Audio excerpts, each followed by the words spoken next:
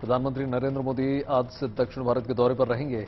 दौरे के पहले पड़ाव में बेंगलुरु पहुंचे प्रधानमंत्री ने विधान सौध में संत कवि कनकदास और महर्षि वाल्मीकि प्रतिमाओं पर पुष्पांजलि अर्पित की। वो आज बेंगलुरु के केम्पेगौड़ा अंतर्राष्ट्रीय हवाई अड्डे के टर्मिनल 2 का शुभारंभ करेंगे। करीब 2.5 लाख वर्ग मीटर क्षेत्र में फैले इस टर्मिनल के गेट लाउंज में 5,932 यात्रियों के बैठने की व्यवस्था है। वो केम्पेगौड़ा की 108 फीट ऊंची प्रतिमा का अनावरण भी करने जा रहे हैं। जनसभा को भी संबोधित करेंगे। प्रधानमंत्री मोदी ने आज बेंगलुरु के केएसआर रेलवे स्टेशन पर मैसूर से चेन्नई जाने वाली वंदे भारत ट्रेन को भी हरी झंडी दिखाई। उन्होंने भारत गौरव काशी दर्शन ट्रेन को भी रवाना किया। आज ही प्रधानमंत्री तमिलनाडु दौरे पर भी पहुंच रहे हैं। 3:30 बजे दिन में वे तमिलनाडु के डिंडीगुल में गांधीग्राम रूरल इंस्टीट्यूट के दीक्षांत समारोह में शामिल होंगे। वहीं कल वो आंध्र के विशाखापट्टनम में विकास योजनाओं का शुभारंभ करने जा रहे हैं। वे 6 लेन के रायपुर विशाखापट्टनम इकोनॉमिक कॉरिडोर की आधारशिला भी रखने जा रहे हैं। तेलंगाना में Ramagundam fertilizers and chemical factory का भी लोकार्पण करेंगे। प्रधानमंत्री मोदी के कर्नाटक, तमिलनाडु, आंध्र और तेलंगाना दौरे को लेकर सियासत भी गरमाई हुई है। कर्नाटक में कांग्रेस ने सरकारी खर्च से केम्पेगौड़ा की प्रतिमा स्थापित करने का पर सवाल उठाया। वहीं जेडीएस ने कहा कि बीजेपी को इसका कोई फायदा मिलना नहीं है। तमिलनाडु में प्रधानमंत्री के दौरे से पहले रास्ते में लगे बीजेपी के झंडे हटा दिए गए। आंध्र में वाईएसआर पार्टी ने प्रधानमंत्री के स्वागत की तैयारियां की हैं, लेकिन तेलंगाना में केसीआर की पार्टी ने प्रधानमंत्री के दौरे के विरोध का फैसला किया है। मुख्यमंत्री केसीआर खुद प्रधानमंत्री के प्रोग्राम में शामिल नहीं होंगे। प्रधानमंत्री नरेंद्र मोदी 14 से 16 नवंबर तक इंडोनेशिया की यात्रा पर रहने वाले। वो बाली में 17वें G20 शिखर सम्मेलन में शिरकत करेंगे और इंडोनेशिया के राष्ट्रपति जोको के साथ बैठक भी करने जा रहे हैं। कुछ और राष्ट्राध्यक्षों के साथ भी उनकी द्विपक्षीय बैठक हो सकती है। G20 की बैठक में वैश्विक महत्व के कई मुद्दों पर चर्चा हो सकती है। राहुल गांधी की भारत जोड़ो यात्रा का आज 65वां दिन है। राहुल गांधी ने आज नांदेड़ के अर्धपुर से कार्यकर्ताओं संग आगे यात्रा शुरू की। महाराष्ट्र में राहुल गांधी की भारत जोड़ो यात्रा को चौथे दिन साथ मिला एनसीपी सांसद सुप्रिया सुले का। कांग्रेस और एनसीपी ने महाराष्ट्र में करीब 15 साल मिलकर शासन किया। बीजेपी आज गुजरात चुनाव के लिए अपने उम्मीदवारों की दूसरी सूची भी जारी कर सकती है। कल पार्टी ने 160 उम्मीदवारों की पहली सूची जारी की, जिसमें 38 मौजूदा विधायकों की टिकट काट दिए गए। जिन नेताओं को टिकट दिए गए हैं उनमें 14 महिलाएं। गुजरात चुनाव को लेकर कांग्रेस ने उम्मीदवारों की दूसरी लिस्ट भी जारी कर दी है। दूसरी लिस्ट में 46 उम्मीदवारों के नाम हैं। दसदान से नौशाद सोलंकी, धोराजी से ललित, टंकारा से ललिता कतरा, जुगाड़ागढ़ से भीखा।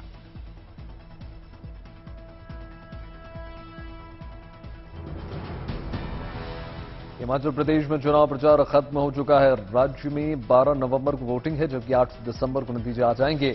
68 सीटों में यह मतदान होना है, जहां बहुमत का आंकड़ा 35 है। राज्य के कई इलाकों में हिमपात के बीच चुनाव की तैयारियां तेज।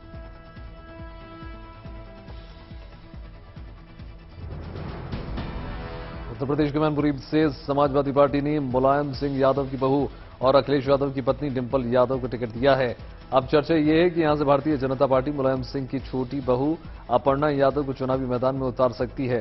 हालांकि उनका टिकट अभी पक्का नहीं हुआ है, लेकिन हालिया घटनाक्रम से ऐसा लग रहा है कि अपर्णा भी तैयारियों में जुटी हुई हैं। कल से अपर्णा यादव ने बीजेपी प्रदेश अध्यक्ष भूपेंद्र चौधरी से मुलाकात की, जिससे चर्चा तेज हो गई कि वो मैनपुरी से चुनाव लड़ सकती है। रामपुरम विधानसभा उपचुनाव का रास्ता साफ हो गया। सेशन कोर्ट ने समाजवादी पार्टी के कद्दावर नेता आजम खान की अर्जी खारिज कर दी। इसके बाद चुनाव आयोग ने नया शेड्यूल जारी कर दिया, जिसमें मतदान पहले की तरह 5 दिसंबर को और मतगणना 8 दिसंबर को होने जा रही। नामांकन की तारीख 1 दिन आगे बढ़ा दी गई।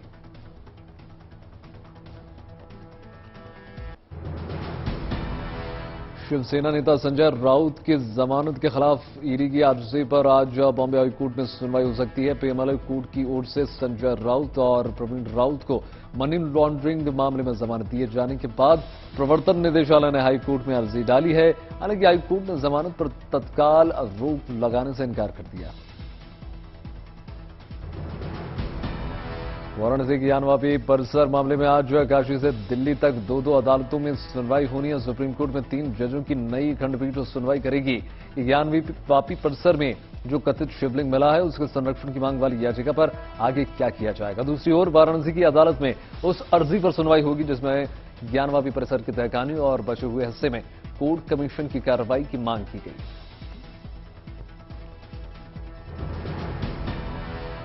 मथुरा में श्रीकृष्ण जन्मभूमि विवाद मामले में अब अगली सुनवाई के लिए 16 नवंबर की तारीख निर्धारित कर दी गई है। कल कोर्ट में तकरीबन 2.25 घंटे चली बहस में पक्षकार की तरफ से श्रीकृष्ण जन्मभूमि की भूमि से शाही ईदगाह मस्जिद हटाने को लेकर कई दलीलें पेश की गई। वहीं शाही ईदगाह मस्जिद के पक्षकार ने बताया कि वो कोर्ट के सामने अपनी बहस पूरी कर चुके हैं।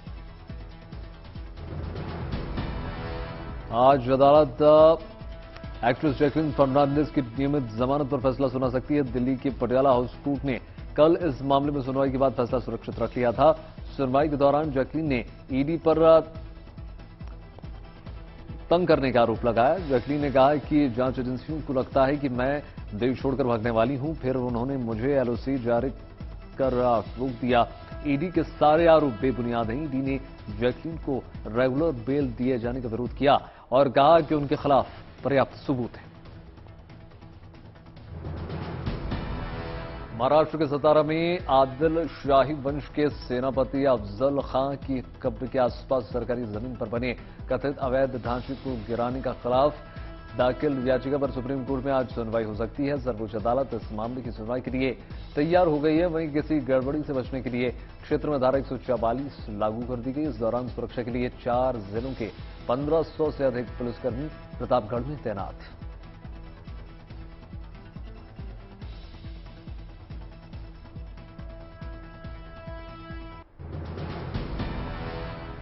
जम्मू कश्मीर के शोपियां में सुरक्षा बलों और आतंकियों के बीच मुठभेड़ लगातार हुई। इस दौरान सुरक्षा बलों ने एक आतंकी को ढेर कर दिया। आतंकी जैश-ए मोहम्मद का बताया जा रहा है। कुलगाम शोपियां में सक्रिय था और कई आतंकी घटनाओं में शामिल रहा।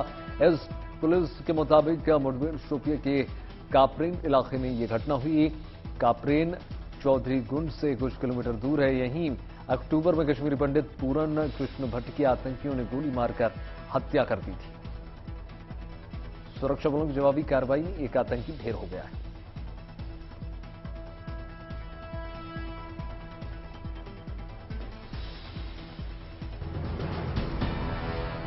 बड़ी खबर महाराष्ट्र के रायगढ़ से है। रायगढ़ में कल देर रात नदी से विस्फोटक बरामद हुआ। यहां नदी में बड़े पैमाने पर जिलेटिन की छड़ें बरामद हुई हैं। खबर मिलते ही पुलिस और एटीएस की टीम मौके पर पहुंची और उसने तुरंत बम विरोधक दस्ते को बुलाकर विस्फोटकों को बाहर निकाला, काम करना शुरू कर दिया। सावधानी बरतने के लिए एक तरफ के रास्ते को बंद कर दिया गया था।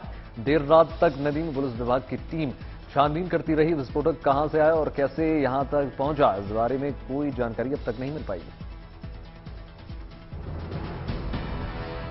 कोलकाता कैश कांड मामले में झारखंड के 3 विधायकों को 3 महीने बाद कलकत्ता हाईकोर्ट से जमानत मिल चुकी है। कैश कांड के बाद पहली बार बंगाल से वापस झारखंड लौटे विधायकों का आरोप है कि उन्हें साजिश के तहत फंसाया गया है। तीनों विधायकों ने खुद पर लगे आरोपों को सिरे से खारिज कर दिया। उन्होंने कहा कि कोलकाता हाईकोर्ट ने बंगाल पुलिस के एफआईआर पर सवाल उठाया और उन्हें इंसाफ जरूर मिलेगा। प्रयागराज के खुलदाबाद इलाके में ईडी की टीम ने माफिया डॉन मुख्तार अंसारी के करीबी बताए जाने वाले टायर कारोबारी चांद बाबू उर्फ मंसूरी के घर पर छापेमारी की। ईडी की टीम ने तकरीबन 12 घंटे तक परिवार से पूछताछ की। सूत्रों के हवाले से यह खबर निकल कर आ रही है कि मुख्तार के परिवार की बेनामी संपत्ति को लेकर ईडी पड़ताल कर रही है। पूछताछ के दौरान किसी को बाहर जाने की इजाजत नहीं थी।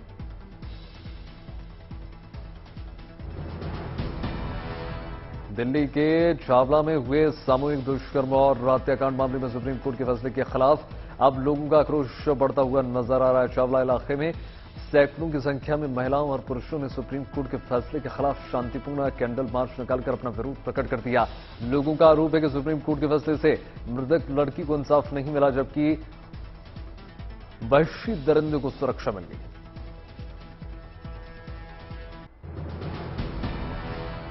तमिलनाडु के मदुरई में उमड़ा आस्था का जनसैलाब। यहां मथाल अम्मन टेम्पल सप्रम उत्सव में इलाके में 7 गांव के लोग शामिल हुए। हजारों के लोगों की संख्या में विभिन्न देवी देवताओं के रथ खींचते हुए नजर आए और उनके साथ ये चलते हुए नजर आए। वहीं शोभा यात्रा में शामिल लोगों ने अबीर गुलाल उड़ाकर शानदार छटा पेश की।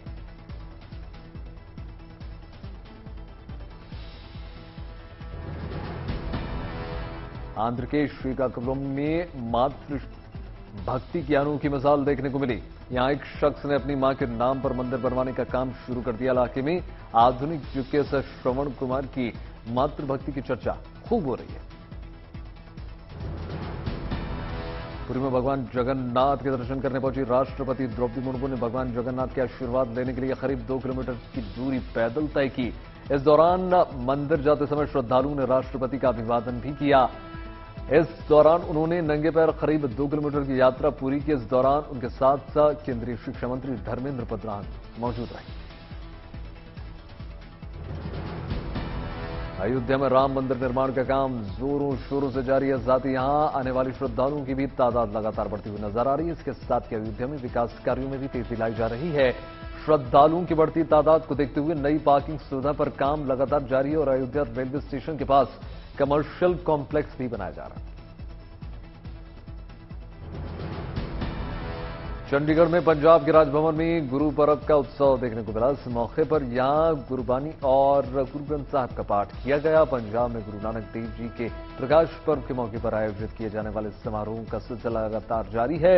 इसी के तहत पंजाब राजभवन में गुरबानी कीर्तन का पाठ आयोजन किया गया। इस मौके पर राज्य की कई बड़ी हस्तियां मौजूद रहीं। उत्तराखंड में मशहूर स्की रिजॉर्ट औली में सीजन की पहली बर्फबारी होने से हर तरफ बर्फ की मोटी चादर दिखाई दे रही है। इस बार नवंबर के दूसरे सप्ताह में लंबे अरसे के बाद औली में बर्फबारी देखने को मिली, जिससे हर कोई उत्साहित नजर आया। भारी संख्या में पर्यटक इस समय औली में पहुंचे हुए हैं, जो यहां पर चेयर लिफ्ट रोपवे का आनंद उठा रहे हैं। हालांकि औली में अभी तक 1 से 2 इंच की हल्की बर्फबारी हुई है। नवंबर माह में ही बर्फबारी होने से पर्यटक व्यवसायियों को उम्मीद है कि इस बार भारी बर्फबारी होगी, जिससे पर्यटकों की संख्या बढ़ेगी।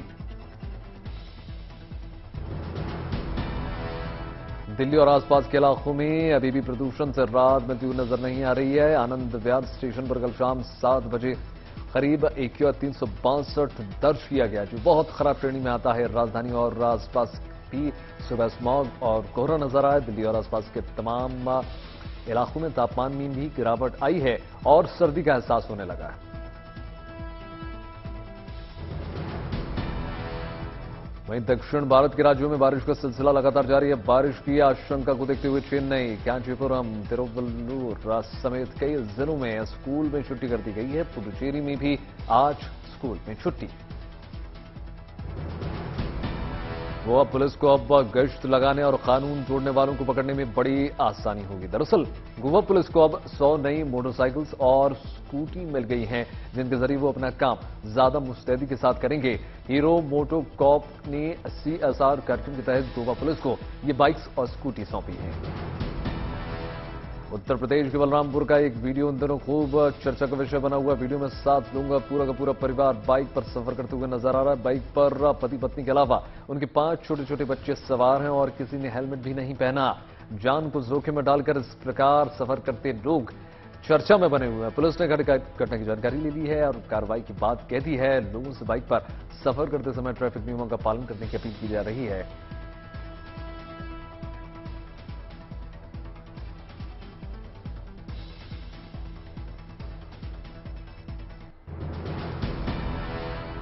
भारत और अमेरिका के वित्त मंत्रियों की आज दिल्ली में अहम बैठक होने वाली है। इस दौरान दोनों देश आपसी हितों के मुद्दों पर चर्चा करेंगे। India US economic financial partnership की बैठक के लिए अमेरिका की वित्त मंत्री जेनेट दिल्ली दौरे पर हैं। इस बैठक में रूस से भारत की कच्चे तेल की खरीद का मुद्दा भी उठ सकता है।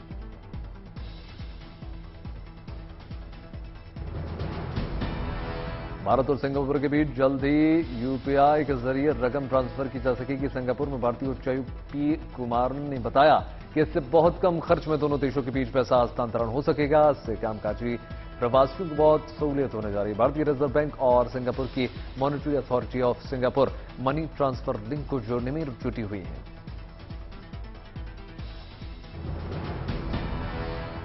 गुड न्यूज ये निकल कर आ रही है, नोएडा इंटरनेशनल एयरपोर्ट का निर्माण तय समय सीमा के भीतर ही कर दिया जाएगा। सीईओ क्रिस्टोफर शिलमैन ने कहा है कि एयरपोर्ट का काम तय समय के अनुसार चल रहा है और स्वीकृति बजट के भीतर 2024 के अंत तक इसे तैयार कर लिया जाएगा। स्विट्जरलैंड के ज्यूरिक इंटरनेशनल एयरपोर्ट एजी ने एयरपोर्ट के डिजाइन, निर्माण और 40 सालों तक संचालन का ठेका हासिल किया है और इस एयरपोर्ट को उत्तर प्रदेश सरकार की पब्लिक प्राइवेट पार्टनरशिप योजना के तहत बनाया जा रहा है। भारतीय सेना के स्कीयर्स ने दुबई में अल्पाइन सैलून स्की चैंपियनशिप में हिस्सा लिया और अपने दमखम का शानदार प्रदर्शन दिखाया। ये चैंपियनशिप दुबई में 2 से 9 नवंबर तक हुई। इसमें भारतीय सेना के 12 सदस्यों के दल ने हिस्सा लिया और स्कीइंग में अपने हुनर को दिखाया। ट्विटर को भारत में अपने कारोबार में 32 करोड़ का घाटा हुआ है। 31 मार्च 2022 को खत्म हुए वित्त वर्ष में ट्विटर इंडिया को ये नुकसान हुआ। बिजनेस इंटेलिजेंस प्लेटफॉर्म टॉफलर के हवाले से यह जानकारी निकलकर सामने आई है। एलन मस्क के हाथ में कमान आने के बाद भारत में ट्विटर के 160 कर्मचारी हटाए जा चुके हैं।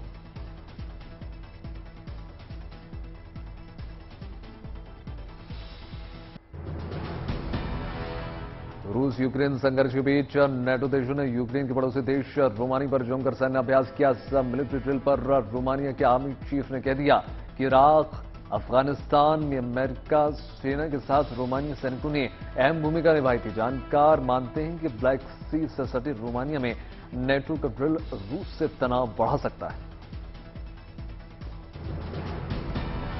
इस बीच खबर यह निकल कर आ रही है कि रूस के 17 जंगी जहाज काले सागर में तैनात हैं। इसमें से 2 मिसाइल कैरियर हैं जिन पर 16 कैलिबर क्रूज मिसाइलें तैनात की गई हैं। खबर यह निकल कर आ रही है कि यूक्रेन से वापसी करते हुए रूस ने उन इमारतों और ठिकानों को नुकसान पहुंचाया जहां मानवीय सहायता उपलब्ध कराई जा रही थी। टर्की के राष्ट्रपति एर्दोआन ने रूस यूक्रेन के बीच बातचीत की हर संभव कोशिश करने की बात कह दी। टर्की के देशों की Turkey, Azerbaijan, Kazakhstan, Kyrgyzstan, Uzbekistan की बैठक के बाद एर्दोआन ने कह दिया कि रूसी सेना को खेरसोन से वापस बुलाने का फैसला बहुत अहम है। ईरान की सेना के शीर्ष एरोस्पेस कमांडर ने हाइपरसोनिक बैलिस्टिक मिसाइल तैयार करने की चेतावनी दी है। ईरान का यह hypersonic ballistic missile air defence system को तोड़ने में भी सक्षम है। हाइपरसोनिक हथियार ध्वनि की गति से 5 गुना तेजी से हमला करने की कैपेसिटी रखता है। ईरान में भारी संख्या में प्रदर्शनकारियों की मौत पर कोहराम मचा हुआ। सरकार की चुप्पी और देश की मीडिया के गलत दावों पर भड़की हिंसा शांत होने का नाम नहीं ले रही। ईरान की मानवाधिकार संस्था के मुताबिक महसा अमीनी की मौत के बाद अब तक 328 प्रदर्शनकारियों की अब तक मौत हो चुकी है। 54 दिन से जारी प्रदर्शन में 15,000 प्रदर्शनकारियों की गिरफ्तारी भी हो चुकी है। 6 बार के एशियाई पदक विजेता शिव थापा जॉर्डन ने अम्मान में चल रही एशियाई मुक्केबाजी चैंपियनशिप के फाइनल्स में अपनी जगह बना ली। वहीं 4 मुक्केबाजों ने अपना अभियान कांस्य पदक तक समाप्त कर दिया। थापा ने सेमीफाइनल्स में ताजिकिस्तान के बाखुदुर को हराकर फाइनल में अपनी जगह बनाई। अब उनकी भिड़ंत उज्बेकिस्तान से होने जा रही है।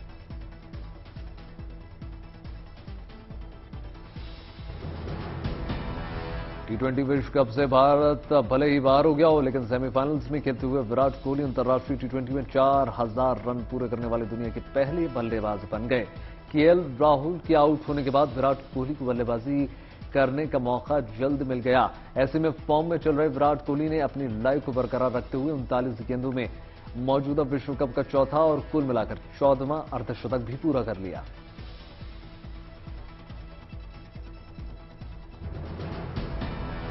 T20 वर्ल्ड कप 2022 में भारतीय टीम का सफर खत्म हो गया है। अब भारतीय टीम को न्यूजीलैंड दौरे पर जाना है। यहां दोनों टीमों के बीच वनडे T20 सीरीज खेली जाएगी। इस सीरीज के कोच राहुल द्रविड़ को आराम दिया जा सकता है। न्यूजीलैंड के दौरे के लिए भारत की टीम की कोचिंग की कमान द्रविड़ की जगह VVS लक्ष्मण संभालने जा रहे हैं। इस दौरे के बाद फिर से द्रविड़ अपना चार्ज संभालेंगे। भारतीय टीम को अब न्यूजीलैंड दौरे पर 3 T20 और 3 वनडे मैचेस खेलना है। इस दौरे पर T20 सीरीज में कप्तानी हार्दिक पांड्या के कंधों पर होगी, जबकि रोहित शर्मा, विराट कोहली समेत कुछ सीनियर प्लेयर्स को आराम दिया गया है। इस दौरे पर वनडे टीम की कप्तानी शिखर धवन के हाथ। 13 नवंबर को मेलबर्न क्रिकेट ग्राउंड में होने वाली T20 वर्ल्ड कप के फाइनल्स मुकाबले में इंग्लैंड का सामना पाकिस्तान से होगा। पाकिस्तान टीम ने पहले सेमीफाइनल मुकाबले में न्यूजीलैंड को 7 विकेटों से करारी शिकस्त दी। बॉलीवुड एक्टर कार्तिक आर्यन अपनी फिल्म फ्रेडी की रिलीज के लिए काफी उत्साहित नजर आ रहे हैं। एक्टर का खुद का कहना है कि अब तक क्या ये फिल्मी करियर में उन्होंने इस फिल्म में सबसे ज्यादा चैलेंजिंग रोल निभाया है। और एक बात सामने निकल कर आ रही है कि वो ये कि कार्तिक ने फिल्म के लिए 14 किलो वजन भी बढ़ाया, जो उनके लिए सबसे मुश्किल रहा। फिल्म से एक्टर का पहला लुक और टीजर सामने आ चुका है। कार्तिक आर्यन की ये film OTT platform Disney+ Hotstar पर 2 दिसंबर को रिलीज होगी। फिल्म डायरेक्टर सूरज बड़जात्या और एक्टर अनुपम खेर ने कल मुंबई में नई फिल्म ऊंचाई के ग्रैंड प्रीमियर की मेजबानी की। डायरेक्टर सूरज बड़जात्या मल्टी स्टारर फिल्म ऊंचाई के साथ बड़े पर्दे पर वापसी कर रहे हैं। इसमें अमिताभ बच्चन, अनुपम खेर, बमन ईरानी, डैनी नीना गुप्ता, सारिका जैसे एक्टर्स शामिल हैं। एक्ट्रेस दीपिका पादुकोण ने अपना सेल्फ केयर ब्रांड लॉन्च कर दिया, जिसका नाम 82 ईस्ट रखा गया है। सोशल मीडिया पर पोस्ट शेयर करते हुए दीपिका ने इस बात की जानकारी दे दी। दीपिका के मुताबिक इस ब्रांड को लॉन्च करने का मकसद सेल्फ केयर को हर किसी के लिए आसान और मजेदार बनाना है।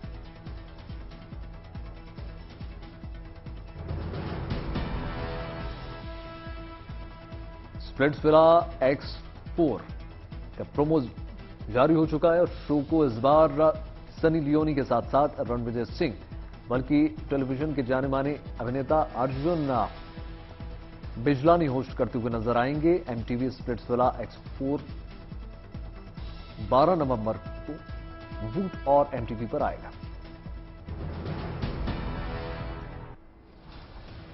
अभिनेत्री आलिया भट्ट बेटी को जन्म देने के 4 दिन बाद कल हॉस्पिटल से डिस्चार्ज हो गई। ब्लैक कलर की रेंज रोवर कार में रणबीर और आलिया बेटी को लेकर हॉस्पिटल से घर के लिए निकले। आलिया और उनकी बेटी की पहली झलक पाने के लिए कार के दोनों तरफ फोटोग्राफर्स का हुजूम देखने को मिला।